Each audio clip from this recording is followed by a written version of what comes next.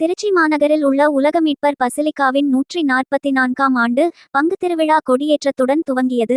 இதில் பெருந்திரளான பங்கு மக்கள் பங்கேற்று வழிபாடு மேற்கொண்டனர். திருச்சி மாநகரில் பாலக்கரையில் அமைந்துள்ள உலக மீட்பர் பசிலிக்கா மிகவும் பிரசித்தி பெற்றதாகும். இப்பேராலயத்தின் 144ஆம் ஆண்டு பங்கு பெருவிழாவானது இன்று வெகுவிமரிசையாக கொடியேற்றத்துடன் தொடங்கியது. உலக மீட்பரின் திருக்கொடியானது பங்கு மக்களால் துதிபாடியவாறு ஊர்வலமாக எடுத்து வரப்பட்டு பசிலிக்காவை வந்தடைந்தது. பின்னர் திருச்சி மறைமாவட்ட ஆயர் ஆரோக்கியராஜ் திருக்கொடியை அர்ச்சித்து பின்னர் வானவேடிக்கைகள் முழங்கிட கொடியினை ஏற்றி வைத்து பங்கு திருவிழாவை தொடங்கி வைத்தார். இந்நிகழ்வில் பசிலிக்கா அதிபர் ஆல்பர்ட், பொருளர் அருட்பணி சகாயராஜ், உதவி பங்கு தந்தை அருட்பணி பெல்லிக்ஸ் அந்தோணி உள்ளிட்ட ஆயிரக்கணக்கான கிறிஸ்தவ பங்கு மக்கள் கலந்து கொண்டனர். இவ்விழாவில் தினசரி மறையுரை, திருப்பலிகள், நற்கருணை ஆசிர்வாத நிகழ்ச்சிகளும் நடைபெறும். முக்கிய நிகழ்வான உலக மீட்பரின் அலங்கார தேர்பவனி வருகிற 28ஆம் தேதியன்று இரவு நடைபெறும்.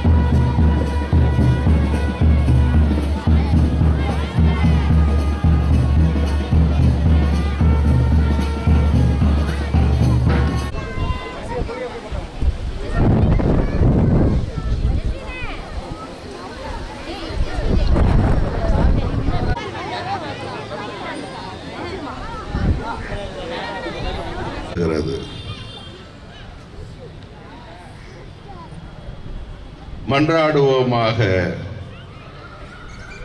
இறைவா, ஓ மக்கள் தங்கள் பங்கின் நவநாள்களின் போது இக்கொடியை காண்போர் யாவரும் ஓம் திருமகன் இயேசுவின் தூய இதயத்தை நினைவு கூர்ந்து அவரே உலக மீட்பர் என்பதையும் கொண்டு ஒருபோதும் பிரியாமல் என்றும் உமக்கு உண்மையாயிருக்கும் நம்பிக்கையாளர்களாகிய அரசராய் இருப்பீராக.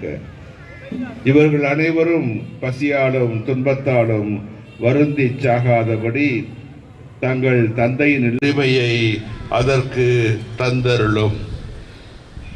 அமைதியையும் அனைத்துலக மக்களுக்கும் அமைதியையும் ஒழுங்க இயேசுவின் திரு இதயத்திற்கு மக்களை ஒப்புக் கொடுக்கும் ஜெபத்தை சொல்கிறோம்.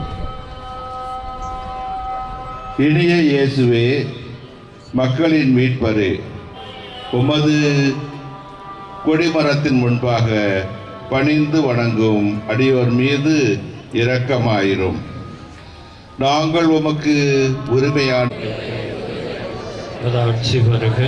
மத திருவுளம் விண்ணுலகில் நிறைவேறுவது போல அந்நுலகிலும் நிறைவேறுக. எங்கள் அன்றாட உணவை இன்று எங்களுக்கு தாரும். எங்களுக்கு எதிராக குற்றம் செய்வோரை நாங்கள் மன்னிப்பது போல எங்கள் குற்றங்களை மன்னியும். எங்களை சோதனைக்கு உட்படுத்தாதையும் தீமைகளிலிருந்து எங்களை விடுவித்திருளும். அருள் நிறைந்த மரியே வாழ்க. பெண்களுக்குள் ஆசீர்வதிக்கப்பட்டவர்களிலே உடைய திருவயிற்றின் கனியாகிய இயேசுவும் ஆசீர்வதிக்கப்பட்டவரே. புனித மரியே, இறைவனின் தாயே, பாவிகளாக இருக்கிற எங்களுக்காக இப்பொழுதும் எங்கள் இறப்பின் வேளையிலும் வேண்டிக் கொள்ளும். ஆமென். தந்தைக்கும் மகனுக்கும் தூய ஆவியாருக்கும் மாட்சி உண்டாவதாக.